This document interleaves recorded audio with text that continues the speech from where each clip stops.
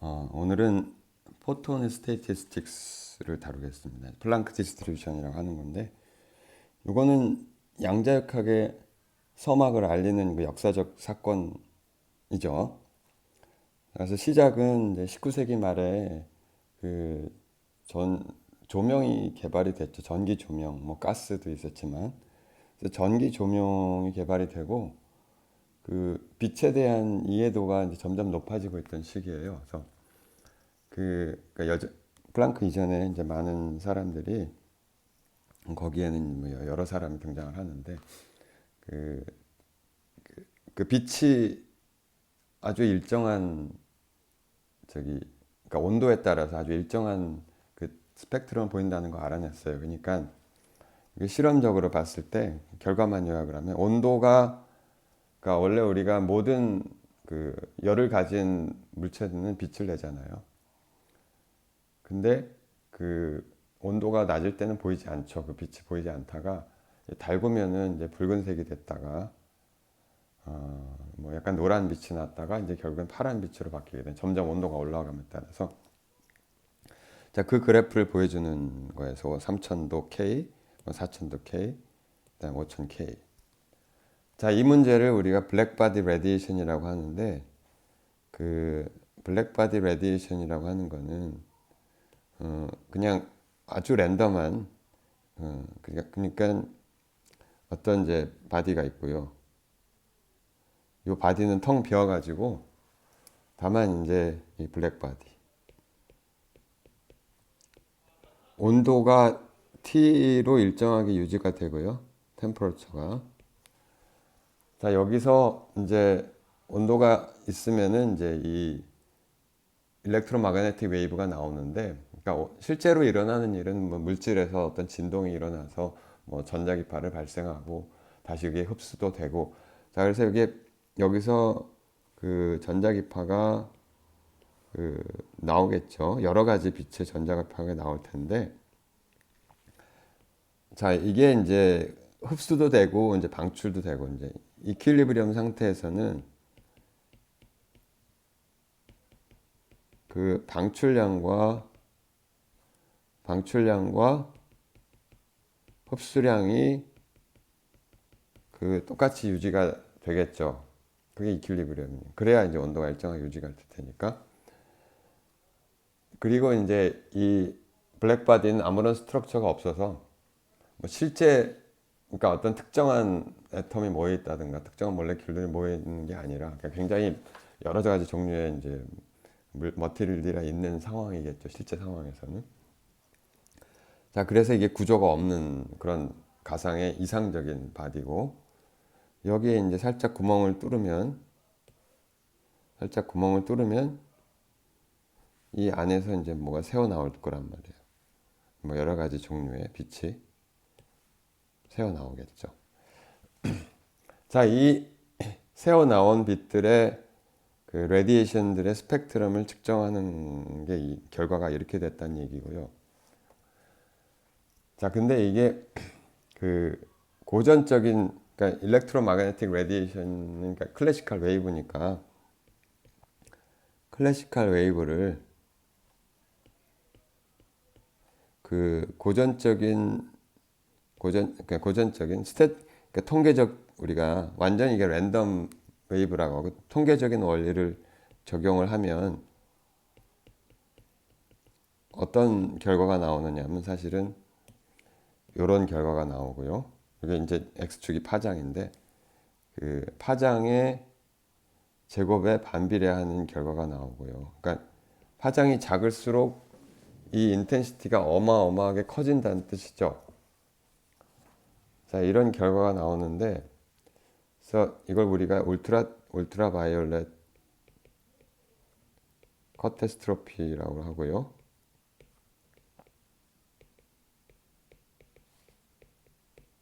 실제 이 인텐시티, 그러니까 라이트 인텐시티는 이걸 우리가 뭐 람다 오메가의 함수를 씁시다.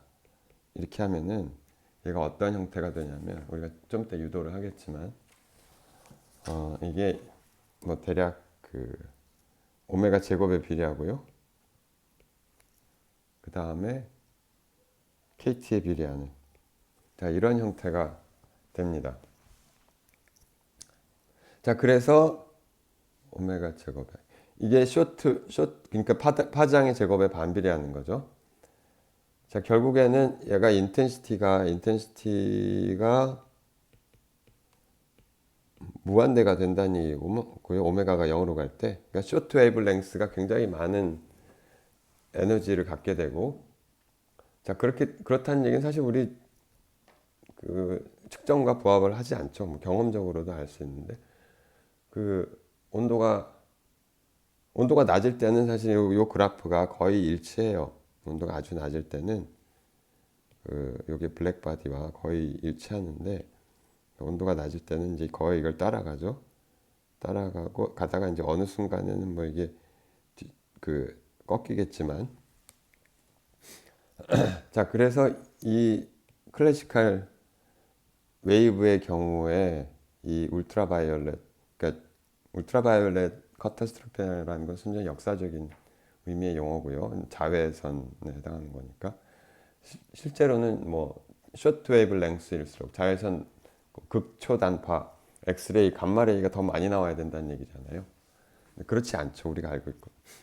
자, 이 문제를 어떻게 해결하느냐 하는 거고요. 자, 일단은 이걸 먼저 따져보죠. 이 클래시컬 시어리에서 어떻게 이런 결과가 나오는지 from statistical physics of classical wave, classical electromagnetic wave. 자, electromagnetic wave는 속도가 c인, 다른 말로 오메가 이퀄 ck인 그런 레디에이션들의 집합이죠. 그래서 1차원을 예로 들면 1차원에 이렇게 축이 있다고 치면 길이가 어떤 정해진 공간에 한쪽 축을 길이를 L이라고 하고요. 길이가 L인 X9 0에서 L까지 여기에 있는 그리고 이제 L을 나중에 뭐 굉장히 큰 값으로 보내겠지만 1차원을 먼저 생각을 하면 사이즈가 L인 한쪽 축에 이쪽에서 피리어딕 바운더리 컨디션을 만약에 적용을 하면 이거 순전히 이제 편의상 하는 거지만 어쨌든 피리어딕 바운더리 컨디션을 우리가 정하면 이거의 웨이브가 어떤 종류 웨이브가 나오냐면은 제일 파장이 긴 것이 이제 L이 되겠죠. 자, 이런 파장이 먼저 나오고 람다 이퀄 L. 그 다음으로 긴 것이 이제 뭐 이런 게 나올 거고요. 이게 얼마냐? 이긴 피리어딕하지 않죠, 이거는. 이건 피리어딕하지 않으니까 자, 이런 반파장짜리 이런 게 나올 거고요. 그 다음에는 이게 람다 이퀄 2L. 그 다음에 이제 3개짜리가 나오겠죠. 3개짜리가 뭐 예를 들면은 어떻게 되나요? 하나,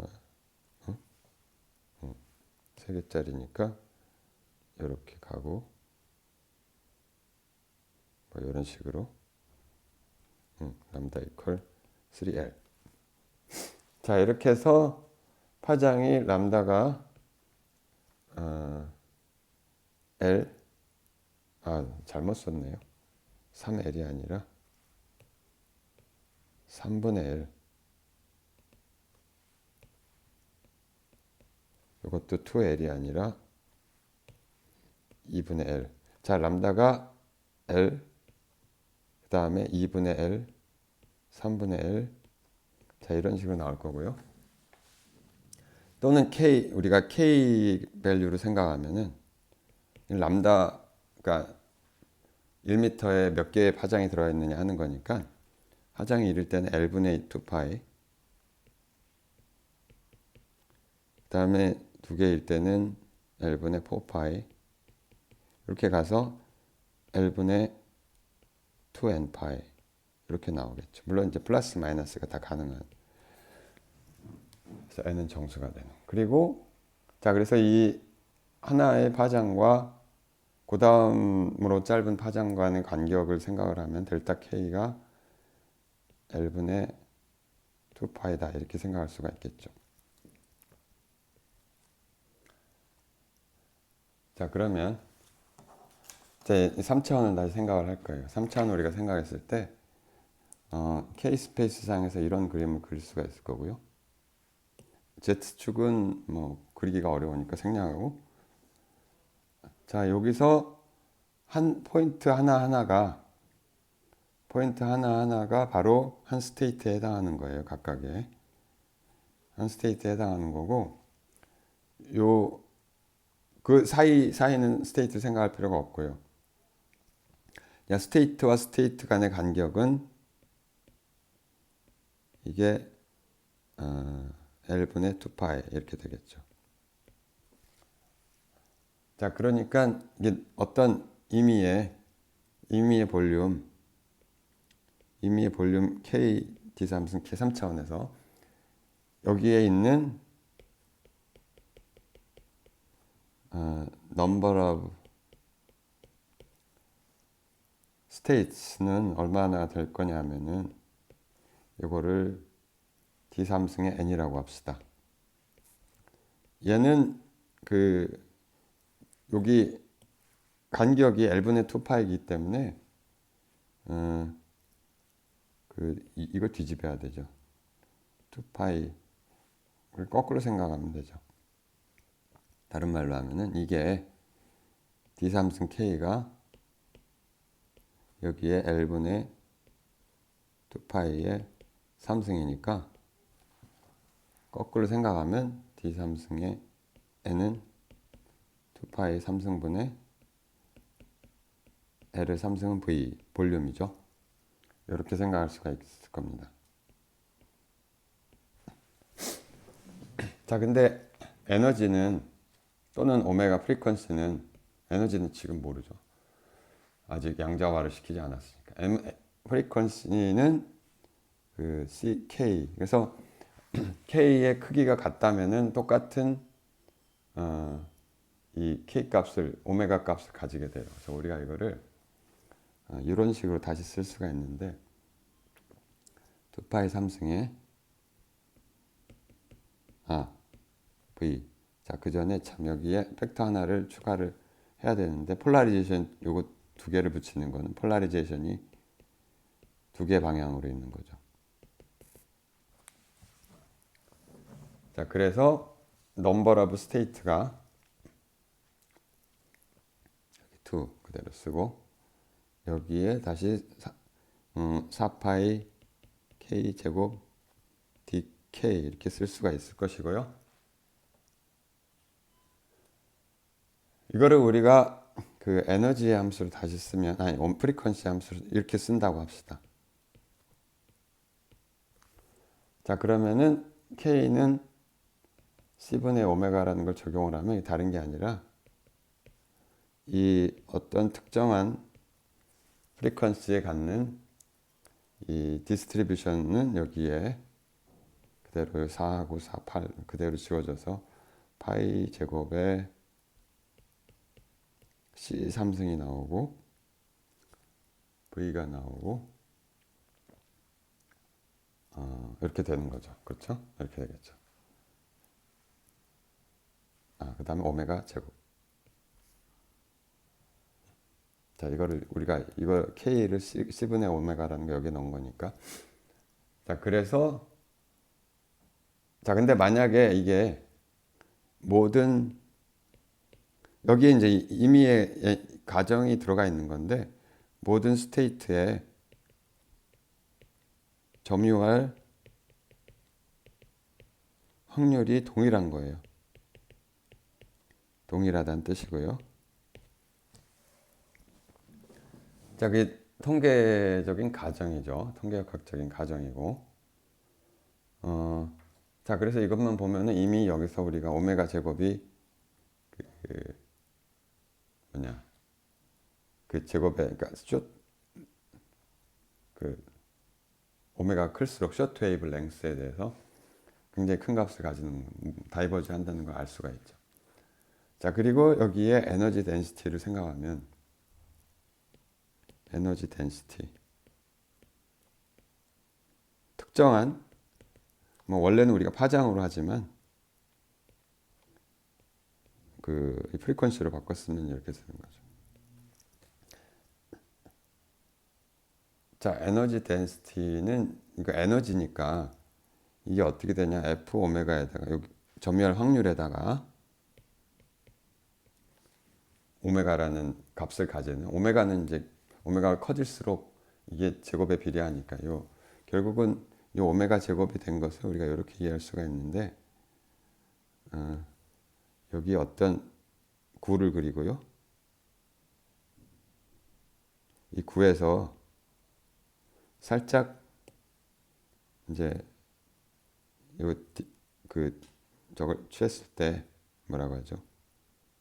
그 살짝 요 쉘에 얼마나 있느냐 하는 거를 따지는 거죠. 자, 그게 바로 이게 F, 요게 바로 요 양이 여기 있는 총량이 F 오메가 D 오메가가 되는 거죠. 자, 근데 에너지는 여기에다가 다시 뭘 곱해야 되냐면 그 각각의 그 모드가 전부 이퀴파티션 세어렘을 적용하면은 2분의 KT 이렇게 되는 거죠. 요거는 이퀴파티션 세어렘.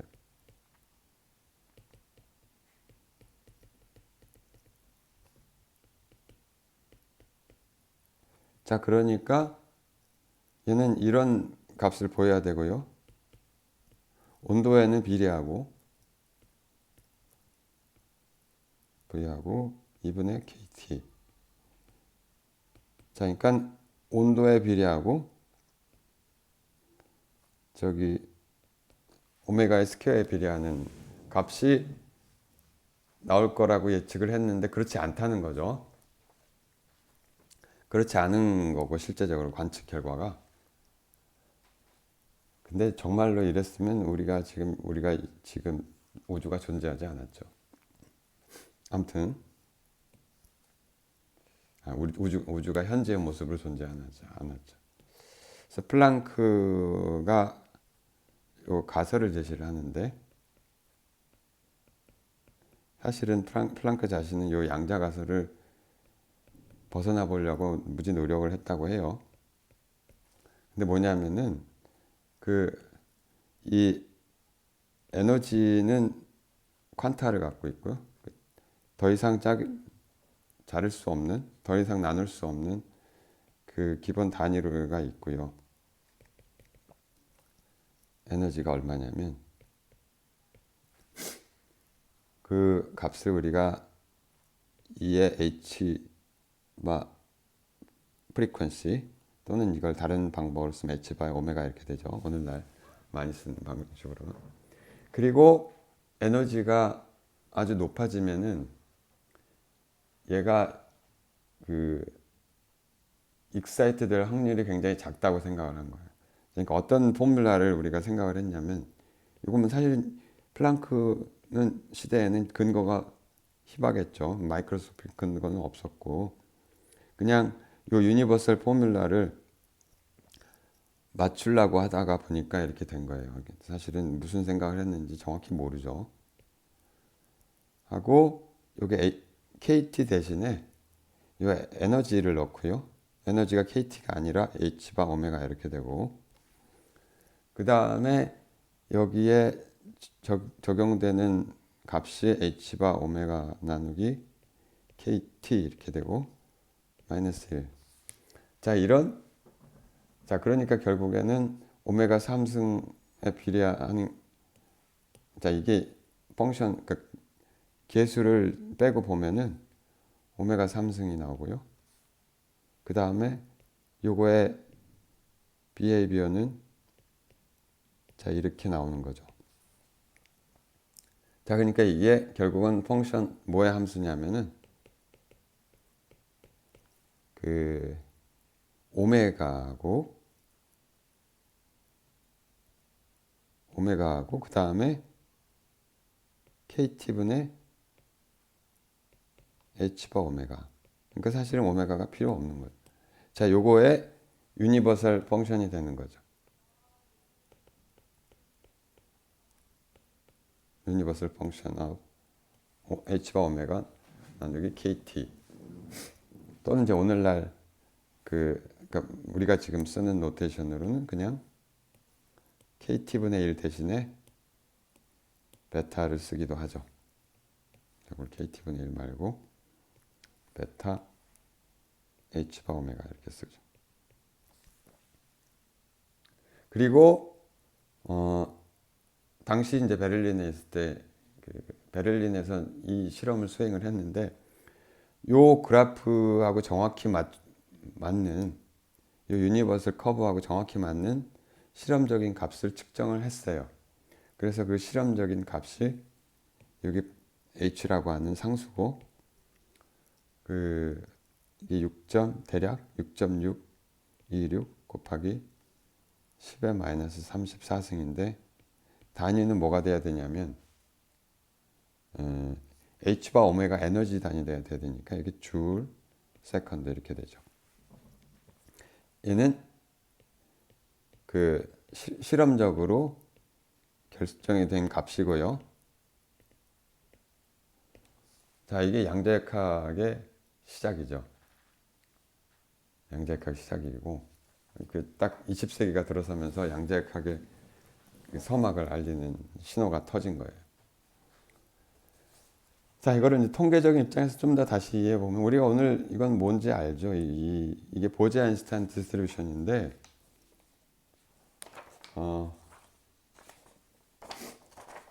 이 플랑크 일단은 뭐 다른 값들은 이제 빼고 오메가 3승 이건 빼고 생각을 하면 오메가 제곱은 이거 순전히 이 통계적인 이유로 나온 거고 K 스페이스 통계적인 이유로 3차원이기 때문에 나온 거고 여기다 H바 오메가를 곱한 거는 이게 에너지이기 때문에 나온 거고요. 그냥 여기서 의미하는 거는 얘가 2분의 베타 H바 오메가 마이너스 1분의 1이 여기 probability가 되는 거죠. 또는 평균 average occupation number of 라이트 퀀타죠. 몇 개가 라이트 퀀타가 몇 개가 있느냐 평균적으로 에너지가 H바 오메가일 때 그런 얘기고요. 자, 이거는 우리가 뭐하고 같냐면은 이 플랑크 디스트리뷰션을 부르는데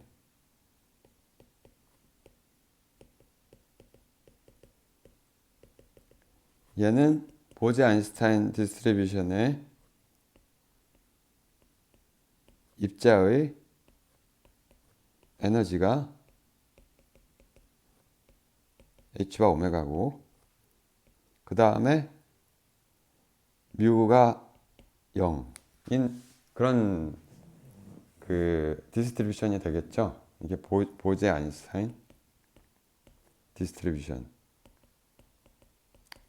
자, 그래서 우리가 이미 보제-아인슈타인 디스트리뷰션을 유도를 했기 때문에 여기서 뭐 한 가지 가능한 퀘스천은 왜 케미컬 포텐셜이 0이 돼야 되느냐. 이제 이게 이런 식으로 질문을 할 수가 있어요. 이게 첫 번째 방법인데, 자, 이건 왜 그러냐면은 우리가 블랙바디 레디에이션 다시 생각을 해보면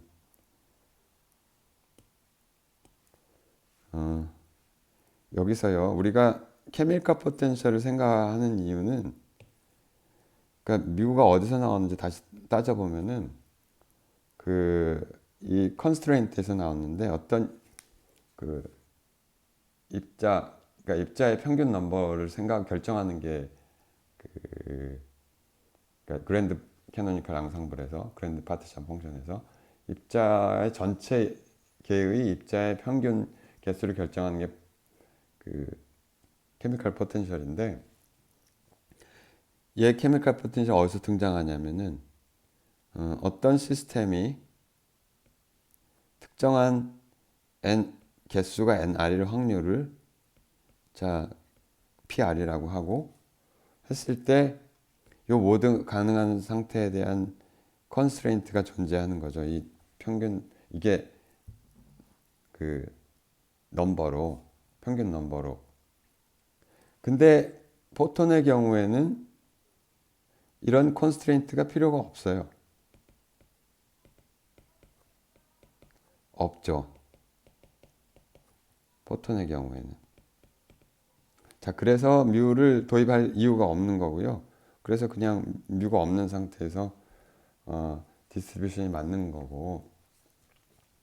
자, 요게 사실 이해하기가 좀 헷갈리는 면이 있는데, 그래서 좀 더 쉽게 이해하는 방법이 있어요.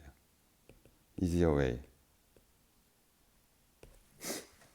자, 다시 다른 방식으로 생각을 하면, 그 포톤 라이트 퀀타라고 하는 거는 뭐냐면, 라이트 퀀타라고 합시다. 얘는 우리가 수학적으로 이건 나중에 우리가 디락에 의해서 완벽하게 보여진 건데 좀 더 뒤에 얘를 1928년도인가 컬렉션 이게 완전히 수학적으로 하모닉 오실레이터 집합과 똑같다는 거를 하모닉 오실레이터지만 물론 프로퍼게이팅 하모닉 오실레이터죠. 그러니까 아주 많은 종류의 여러 종류의 이제 통계적인 분표를 하는 거죠. 우리가 앞에서 했듯이 고전적인 것과 동일하게. 그리고 뭐를 만족을 하냐면 요 하모닉 오실레이터의 그 각속도는 CK. 이건 이제 이거의 진행 속도가 광속이란 뜻이죠. 파장에 관계없이. 자, 이거를 만족을 하는 거죠. 또는 에너지가 H바 오메가니까 H바 CK 이렇게 쓸 수도 있을 거고요. 자, 이런 양자역학적인 퀀텀 하모닉 오실레이터 우리가 알고 있잖아요. 하모닉 오실레이터는 정확히 풀 수가 있기 때문에 사실은 이 넘버 오브 포톤이라고 하는 게 뭐냐면은 우리가 이제 하모닉 오실레이터를 어떤 이제 레벨들의 집합으로 보는데 쭉 있다고 칩시다.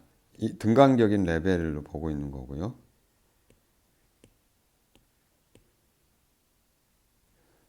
자, 이런 이제 하모닉 오실레이터들이 여러 개가 있어요. 물론 이제 저기 시스템마다 조금씩 다르죠.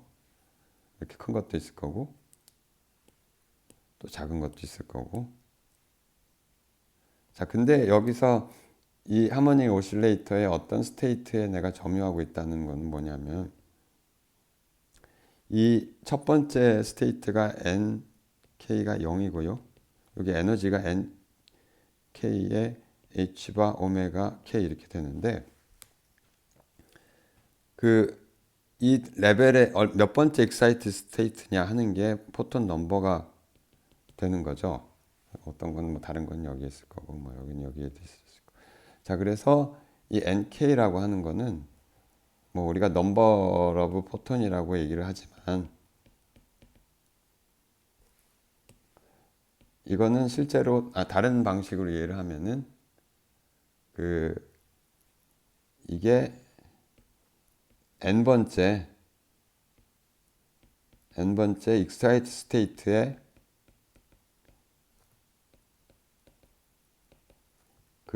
요 오실레이터가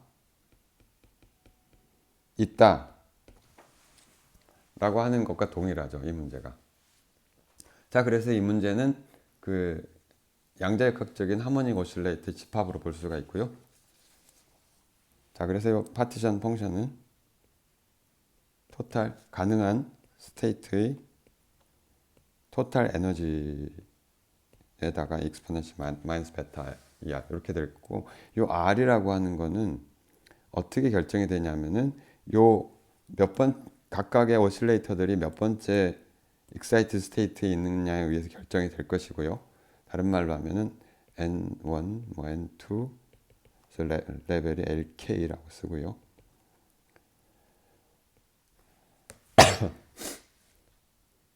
자, 그리고 이 R은 다른 게 아니라 N1,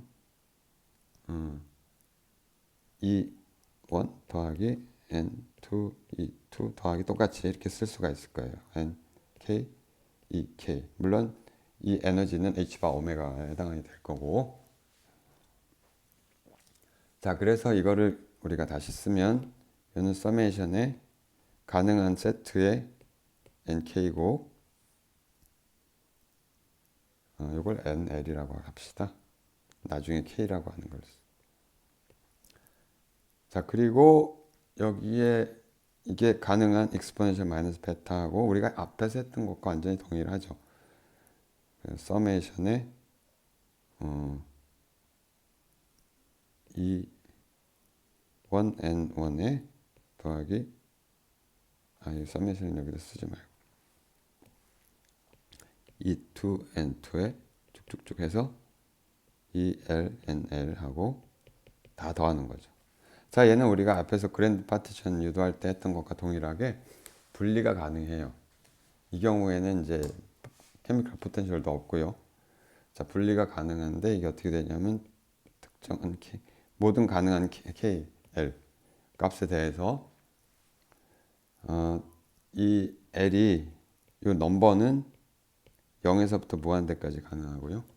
뭘 더하는 거냐면은 우리가 이것이 결국은 전부 곱하기로 바뀌니까 익스포넨셜 마이너스 베타 2 1n1 익스포넨셜 마이너스 베타 2 n2 자, 얘를 전부 익스포넨셜 마이너스 베타 2 ln l 이렇게 쓸 수가 있을 거고요. 자, 그리고 요 값은 등비수열 무한급수에 해당하니까 비율이 일정한 얘는 1 마이너스 익스포넨셜 마이너스 베타 2 L분의 1. 자, 따라서 자, 이게 익스포넨셜 1 마이너스 익스포넨셜 마이너스 베타 2L 이렇게 되고요. 이거 우리가 앞에서 그 보제-아인슈타인 디스트리뷰션과 완전히 동일하니까 뮤가 0인 상태에서의 자, 우리가 어떤 특정한 넘버 스테이트 K의 그 점유되는 평균 입자수 또는 평균적으로 몇 번째 레벨에 있느냐 하모닉 오실레이터 그걸 결정하는 것은 이게 마이너스 베타분의 1하고 요거를 미분을 하면 되겠죠. K하고 L은 파티션 펑션 이렇게 되고 요거는 우리가 이렇게 되는 거를 알 수가 있죠. 마이너스 1. 자, 그래서 그 베타 H바 오메가 L 마이너스 1분의 1. 자, 그래서 아까 인텐시티 레디에이션의 인텐시티를 우리가 다시 따져보면 자, 클래시컬 트리트먼트에서는 에너지는 이키파티션 테어렘에 의해서 모든 모드가 KT 오버 2가 되고 그 다음 모든 모드가 똑같은 확률로 점유하고 있다고 가정을 한 거 아니에요. 이제 그게 아니고 클래시컬 우리가 익스프레션에서 오메가 t에다가 이거는 이제 그 F 오메가 뭐냐면은 그냥 요 density of states, density of state만 우리가 생각을 했었는데 이 값은 우리가 앞에서 구했던 V하고 파이 제곱 C 3승분의 오메가 제곱의 V 여기에다가 그 일단 요 모드의 에너지가 H바 오메가이고요. 여기 에너지 덴시티죠. 에너지 덴시티인데 어디서부터 어디 사이냐면 오메가에서 오메가 플러스 D 오메가 사이에 있는 그 상태의 에너지 데인시티 하고, 그때 이제 확률이 이 플랑크 디스트리뷰션을 만족을 하는 걸 보였으니까 얘가 이렇게 될 거라고 하는 거고요. 자, 이거를 이제 플러스 쓰면은 파이 제곱 C의 3승분의 V하고 H바에 오메가 3승이 있고 익스포넨셜 베타 H바 오메가 마이너스 1분의 1. 자, 이런 유니버설 커브를 닿는다는 걸 보였어요. 플랑크가 예측한 대로. 플랑크가 예측한 걸 우리가 양자 통계에서 이렇게 증명을 한 거죠. 자, 그래서 오늘날 이 열화상 카메라니 적외선으로 온도 잴 수 있는 게 바로 이 유니버설 커브 때문에, 이런 모양의 유니버설 커브를 갖게 되고요. 그림으로 하면은 얘가 온도가 정해졌으면 이 커브는 항상 똑같은 거죠. 뭐 크기는 다를 수 있지만, 인텐시티의 절대값은 다를 수 있지만, 이 커브는 바로 온도에 의해서, 블랙바디의 온도에 의해서 결정된다는 거고. 자, 그걸 통해서 우리가 태양의 온도도 알고 있는 거고, 우리 몸의 온도가 얼마인지도 이제 코로나 시절에 열화상 카메라로 바로바로 그 온도 측정이 가능하게 된 거죠. 자, 오늘은 여기까지.